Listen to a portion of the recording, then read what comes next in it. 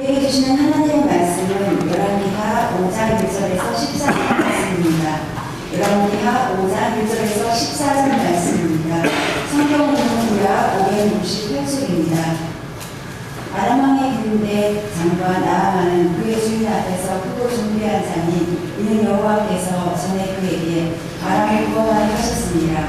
그는 큰 용사이나 나병한 자더라. 전에 아람 사람이 떼를 쫓아나가서 이스라엘 땅에서 어린 소녀 하나를 사로잡으니 그가 나아만의 아내에게 수종들더니 그의 여주인에게 이르되 우리 주인이 사마리아에 계신 선지자 앞에 계셨으면 좋겠나이다. 그가 그 나병을 고치리이라 하는지라. 나아만이 들어가서 그의 주인에게 아뢰어 이스라엘 땅에서 온 소녀의 말이 이러이러하더이다 하니 아람 왕이 이르되 갈지어다. 이제 내가 이스라엘 왕에게 그를 보내리라 하더니 나아만이 곧 떠날새 은식 달란트와 금 6,000개와 의복 10벌을 가지고 가서 이스라엘 왕에게 그 글을 전하니 이르되 내가 내 신하 나아만을 당신에게 보내오니 이 글을 당신에게 읽거든 당신은 그의 나병을 고쳐주소서 하였더라. 이스라엘 왕이 그 글을 읽고 자기 옷을 찢으며 이르되 내가 사람을 죽이고 살리는 하나님이냐. 그가 어찌하여 사람을 내게로 보내 그의 나병을 고치라느냐. 너희는 깊이 생각하고 저 왕의 틈을 타서 나와 더불어 시비하려 함인 줄 알라 하니라. 하나님의 사람 엘리사가 이스라엘 왕이 자기 옷을 찢었다는 듣고 왕에게 보내 이르되 왕이 어찌하여 옷을 찢었나이까. 그 사람을 내게 오게 하소서. 그가 이스라엘 중에 선지자가 있는 줄을 알리이다 하니라. 나아만이 이에 말들과 병거들을 거느리고 이르러 엘리사의 집 문에 서니 엘리사가 사자를 그에게 보내 이르되 너는 가서 요단강에 몸을 7번 씻으라. 내 살이 회복되어 깨끗하리라 하는지라. 나아만이 노하여 물러가며 이르되 내 생사가 있는 그가 내게로 나와서 그의 하나님 여호와의 이름을 부르고 그의 손을 그 부위 위에 흔들어 나병을 고칠까 하였도다. 다메섹 강 아바나와 바르바는 이스라엘 모든 왕들보다 낫지 아니하냐. 내가 거기서 몸을 씻으며 깨끗하게 되지 아니하리라 하고 몸을 돌려 분노하여 떠나니 그의 종들이 나와서 말하여 이르되 내 아버지여 선지자가 당신에게 큰 일을 행하라 말하였더라면 행하지 아니하였으리까. 하물며 당신에게 이르기를 씻어 깨끗하게 하라 함이니까 하니 나아만이 이에 내려가서 하나님의 사람의 말대로 요단강에 7번 몸을 담그니 그의 살이 어린 아이의 살같이 회복되어 깨끗하게 되었더라. 아멘. 하나님의 일에는 우리의 관심도 필요합니다. 교회에서 여러 가지 일들을 이제 계획하고 이제 진행 중에 있는데 여러분들의 관심이 필요합니다. 관심 가져주시고 기도해 주시는 것이 너무나 필요하죠. 그래서 어린 예배 드리나 보다 이렇게 생각하지 마시고 어린이 사역이 중단되었는데 다시 시작되는 거니까 여러분들이 좀 관심을 가지시고 기도해 주시면서 함께 해주시면 좋을 것 같습니다. 어린 자녀를 위해서 여러분 기도하고 계시고 또 손자, 손녀를 위해서 기도하시잖아요. 우리의 자녀들이 다 예수님 믿어서 구원받고 하나님의 축복받는 그런 자녀가 되기 위해서 여러분 기도하시는데 그런 일들을 위한 사역이 어린이 사역 아니겠어요? 그래서 어린 예배 여러분 많은 관심을 좀 가져주시고 기도해 주시고 주변에 여러분 어린이들이 있으면 우리 교회에서 이런 교육이 있습니다. 이런 프로그램이 진행 중에 있습니다. 라고 좀 알리셔서 함께 참여할 수 있도록 그렇게 해주시면 감사하겠습니다. 그리고 무엇보다도 다시 한번 말씀드리지만 교사가 필요합니다. 함께 할 수 있는 그런 교사로 협력해 주시면 너무나 감사하겠습니다. 우리가 신앙생활 하면서 우리는 복을 좋아합니다. 축복받길 원하죠. 복을 싫어하는 사람은 아무도 없을 거예요. 축복받길 원하고 있는데 그럼에도 불구하고 그 축복이 어떻게 우리 가운데 임하는지에 대해서는 깊이 고민하지 않을 때가 많이 있습니다.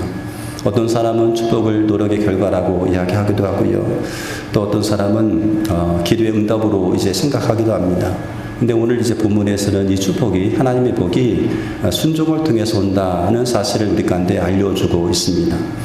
오늘 우리가 읽었던 이 본문은 우리가 너무나 잘 알고 있는 내용 중에 하나입니다. 나병에서 고침받은 나아만 장군의 이야기입니다. 그런데 이 이야기를 보면 여러 인물들이 등장하죠. 엘리사도 등장하고 게하시도 등장하고 또 나아만, 여주인, 종으로 잡혀간 어린 소녀, 아람왕, 이스라엘 나라의 왕, 그리고 나아만의 종들이 등장합니다.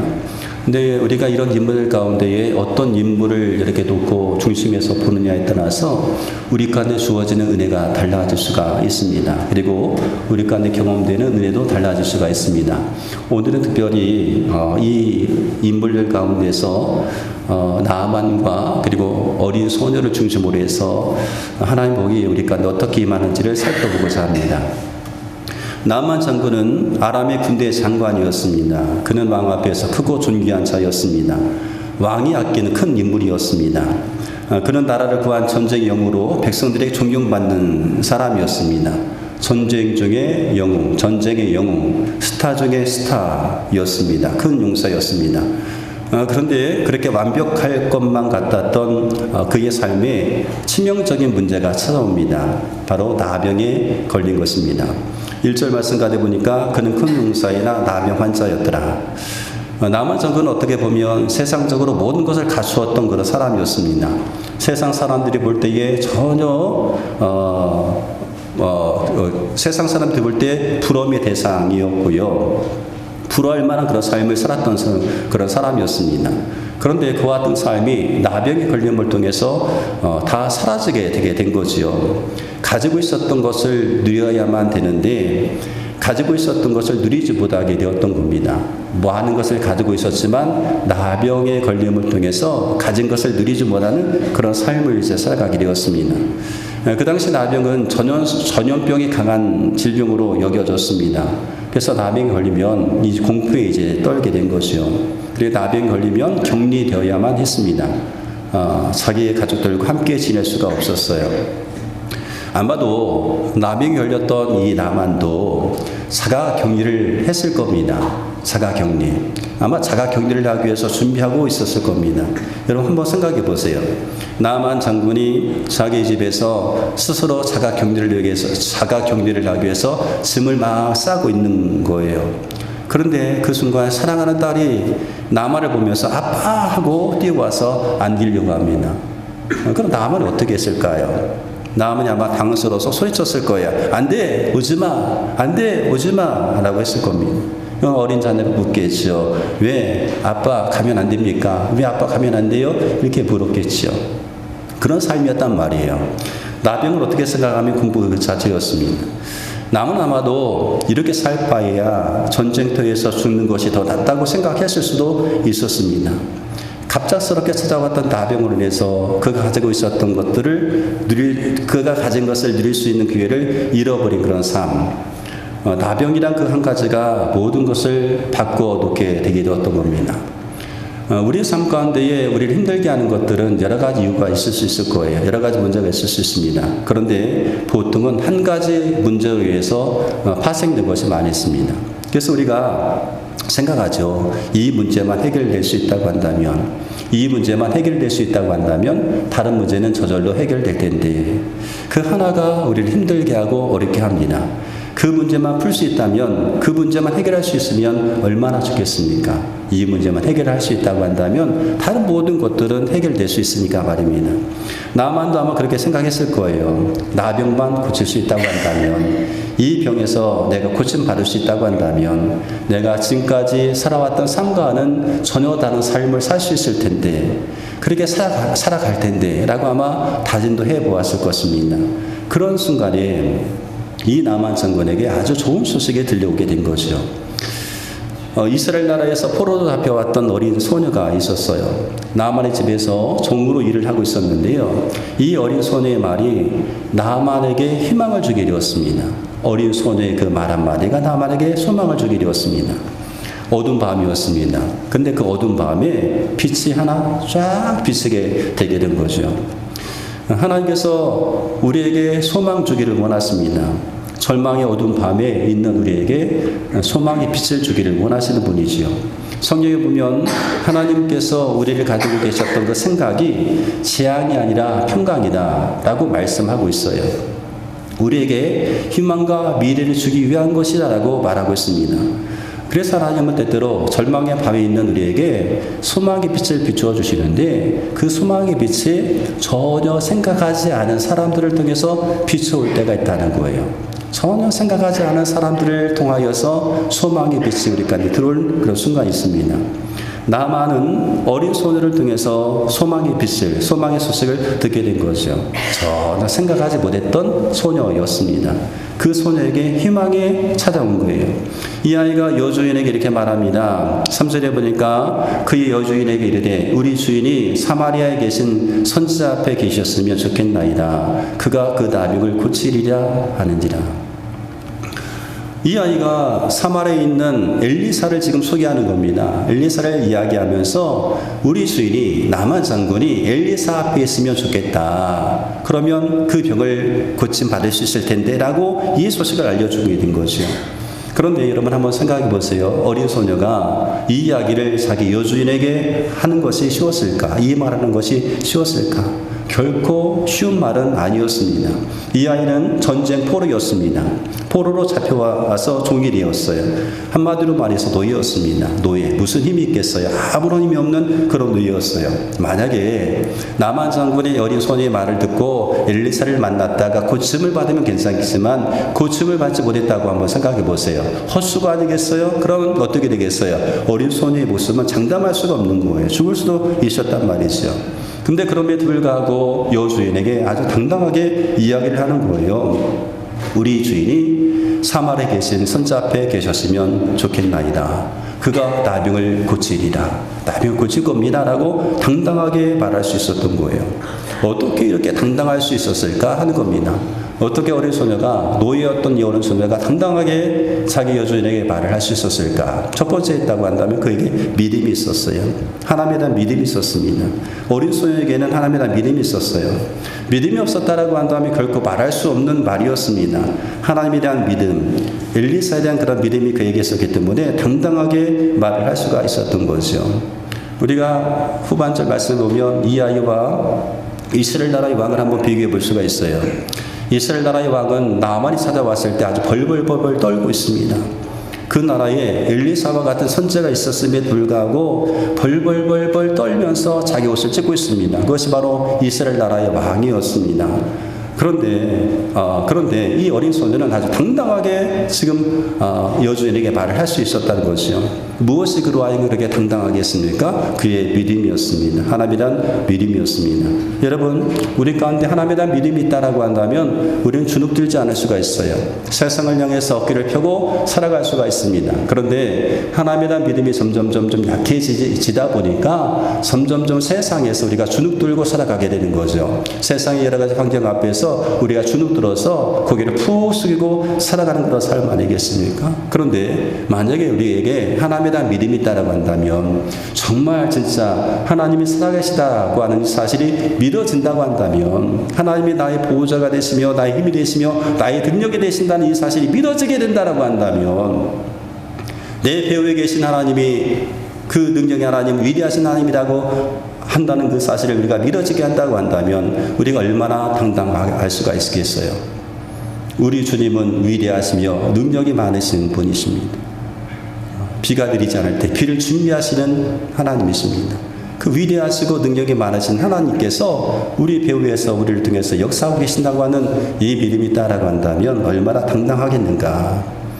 아마도 세상을 향해서 우리가 어깨를 펴고 살아갈 수가 있습니다. 하나님의 자녀된 그 권세를 가지고 살아갈 수가 있게 되는 거죠. 그런 자존감을 가지고 살아갈 수가 있게 되는 겁니다. 여러분, 하나님에 대한 믿음을 여러분 가지세요. 믿음을 가지시고 세상의 여러 가지 환경에 주눅들지 마시고 어깨를 펴고 살자. 어깨를 딱 펴고 당당하게 한번 살아가 보세요. 하나님이 나를 지켜주고 계시기 때문에 하나님에 대한 믿음을 가지고 그렇게 살아갔으면 좋겠어요. 어린 소녀가 이렇게 당당하게 말할 수 있었던 또 하나의 이유가 있습니다. 이 어린 소녀는 환경에 지배받지 않고 환경을 극복했습니다. 환경에 지배받지 않았어요. 어린 소녀는 포로로 잡혀와서 종이 되었습니다. 내 의지로 지금 온 게 아니에요. 강제적으로 끌려왔습니다. 가족이 어떻게 되었는지도 모른 채 지금 자기는 종이 되어서 끌려와서 종이 된 거예요. 가족과 생이별을 한 것입니다. 이곳에서의 삶은 이 아이가 원했던 삶은 아니었습니다. 그러므로 어린 소녀 입장에서 보면 아람의 나라는 원수 국가였습니다. 나를 이렇게 만든 원수 나라였어요.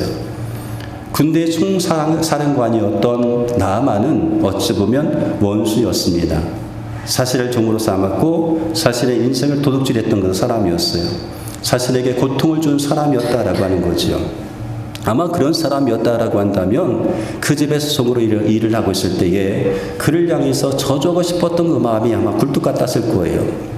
아마 저주해도 그것이 아마 당연했을 겁니다. 나병에 걸린 나아만 때문에 나아만 가족이 다 나병에 걸렸으면 좋겠다. 그 병 때문에 고통받고 슬퍼하고 죽었으면 좋겠다. 이것이 어쩌보면 당연하게 가졌을 어린아이의 마음이었을지 모릅니다. 그런데 그 아이는 그런 유혹에서 벗어났습니다. 소녀는 그 환경의 지배를 받는 것이 아니라 그 환경을 지배하기 시작합니다. 원망과 불평, 원통함에 사로잡히지 않았습니다. 그것들이 마음에 들어오도록 허락하지 않았습니다. 원망과 불평과 원통함이 내 마음에 들어온 것을 막았다라고 하는 거예요. 허락하지 않았습니다. 한마디로 말해서 환경 가운데 마음을 지켰습니다. 마음을 지켰어요. 그래서 여주인에게 엘리사를 소개해 줄 수가 있었던 것이요. 여러분, 우리가 처한 환경이 때때로 어려울 수 있어요. 그 환경적인 어려움 때문에 우리가 원망하고 불평할 수가 있습니다. 누구 때문이라고, 누구 탓이라고 하면서 속상해할 수가 있습니다. 그러나 그렇다고 해서 우리 삶이 다 끼어지는 것은 아니잖아요. 그 순간이야말로 하나님을 향한 우리의 믿음을 가지고 하나님을 향한 그 믿음을 가지고 환경의 지배를 받는 것이 아니라 우리가 환경을 지배해 나가야 되는 것입니다. 환경이 나의 마음을 지배하지 못하도록 해야 되는 것이요. 원망과 불평과 그리고 그 원통함이 나를 지배하지 못하도록 우리의 마음을 지키는 겁니다. 만약에 환경이 하나님을 향한 우리의 마음을 지배하지 않도록 한다라고 한다면 환경이 하나님을 향한 우리의 마음을 지배하지 않도록 우리가 우리의 마음을 지킨다라고 한다면 우리는 누군가에게 소망을 줄 수 있는 사람이 될 수가 있습니다. 소망을 주는 사람이 되게 되는 거죠. 환경이 나를 지배하지 못하도록 나의 마음을 지킨다라고 한다면, 믿음을 지키면 나는 누군가에게 희망을 주고 소망을 주는 사람이 될 수가 있는 거예요. 그런 사람이 될 수가 있는 거죠. 바울과 실라가 복음을 전하다가 감옥에 가시잖아요. 근데 그 감옥 안에서 원망하고 불평하고 원통했던 것이 아니라 어떻게 합니까? 하나님을 향해서 찬양하고 기도합니다. 감옥이라는 그 환경 가운데에 바울과 실라가 지배를 받지 않고 그 환경을 지배하는 그런 모습을 보여주었습니다. 바울과 실라도 환경을 지배했습니다. 우리에게도 환경적인 어려움이 있을 수가 있죠. 그런 환경 속에서 우리는 우리의 믿음을 지켜나갈 수가 있습니다. 여러분, 참으로 힘든 환경 속에서도 우리는 예배자가 될 수가 있습니다. 환경적인 어려움이 있다라고 해도 하나님을 향한 믿음을 우리는 지켜나갈 수가 있습니다. 어쩌면 그 순간이야말로 너무 힘들고 어렵다. 환경이 너무나 힘들고 어렵다. 그 순간이야말로 하나님을 더욱더 갈망할 때입니다. 어린 소녀는 비록 포로 신분이었지만 환경을 극복했습니다. 환경을 지배함을 통해서 하나님 있는 믿음을 통해서 환경을 지배함으로 나만의 가정에 소망의 통로가 되었습니다. 우리도 그렇게 할 수가 있다는 것이요. 하나님을 향한 믿음으로 이웃을 향한 소망의 통로가 될 수가 있습니다. 환경의 지배를 받지 않고 믿음으로 내가 환경을 내가 다스릴 수 있다라고 한다면 우리도 누군가의 소망의 통로가 될 수가 있습니다. 어린 소녀의 말을 들었던 여주인이 나만에게 가서 말을 하죠. 얼마나 좋은 소리겠어요. 여보, 우리 집에 있는 종이 이런 말을 하더이다. 당신 당장 그 사마리아에 있는 엘리에사에 가세요라고 그렇게 전해주지 않았겠어요? 나만이 그 소식을 듣고 너무나 기뻐가지고 이 사실을 왕에게 알리기 시작합니다. 왕은 기꺼이 허락하면서 나만을 보내면서 이스라엘 나라의 왕에게 편지를 써주게 되는 것이죠. 나만이 이제 갑니다. 귀한 선물 보따리를 이제 싣고 이제 떠나게 되는 거예요. 그리고 나만이 사마리아에 도착해서 이스라엘 나라의 왕에게 편지를 보이게 되는데 편지의 내용은 이런 내용이었습니다. 6절에 보니까 내가 내 신하 나아만을 당신에게 보내오니 이 글이 당신에게 이르거든 당신은 그의 나병을 고쳐주소서. 당신은 그의 나병을 고쳐주소서. 왕이 깊은 고민에 빠지는 거예요. 좌절감에 옷을 찢습니다. 이스라엘 나라의 왕은 아람 왕이 시비를 걸어서 싸우려 한다고 생각했던 거예요. 근데 그런 왕에게 엘리사가 사람 보내어서 나아만을 자기에게 보내라고 얘기하는 거예요. 그래서 나아만은 말과 병거를 이끌고 엘리사에게 오게 됩니다. 자, 병거를 이끌고 오는 병거를 이끌고 오는 나아만 장관의 모습을 한번 생각해 보세요. 수많은 말과 병거들 그리고 선물 보따리의 행렬, 그 행렬을 한번 생각해 보세요. 굉장히 장엄했습니다. 이런 행렬은 쉽게 볼 수 있는 그런 행렬이 아니었습니다. 이런 행렬은 나아만이 어떤 사람인가 보여주기에 충분했던 그런 행렬이었습니다. 나아만 이런 사람이다 라고 하는 것을 보여주기에 충분했죠. 그렇게 엘리사의 집에 도착했는데 그런데 엘리사는 나와보지도 않습니다. 사람들은 아마 그 행렬을 구경하기 위해서 아마 모여들었을 거예요. 근데 엘리사는 나와보지도 않습니다. 나와보지도 않고 종을 부려서 나아만에게 지시를 하는 거죠. 10절 말씀 가다 보니까 엘리사가 사절을 그에게 보내 이르되 너는 가서 요단강에 몸을 7번 씻으라 네 살이 회복되어 깨끗하게 되리라 하는지라. 이 말을 들었던 나아만이 분노하기 시작합니다. 화가 막 머리끝까지 일어나게 되는 거예요. 이유가 있어요. 어떻게 나를 이렇게 취급할 수 있단 말인가. 네가 뭔데 나를 이렇게 취급해. 이런 마음 아니겠어요. 감히 내가 누군 줄 알고 나를 이렇게 대우한단 말인가 라고 하는 거예요. 남은 어디에서도 이런 환대를 받아본 적이 없었습니다. 어디서든지 환대를 받았던 그런 사람이었어요. 이런 취급을 바라본 적이 없었던 그런 사람이었어요.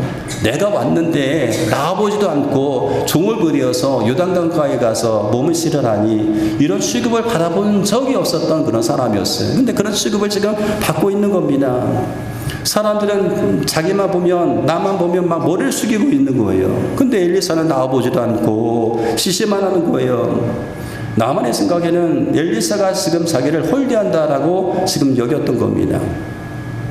그렇게 자기를 대화하는 엘리사를 향하여서 지금 분노가 일어나기 시작하는 거죠.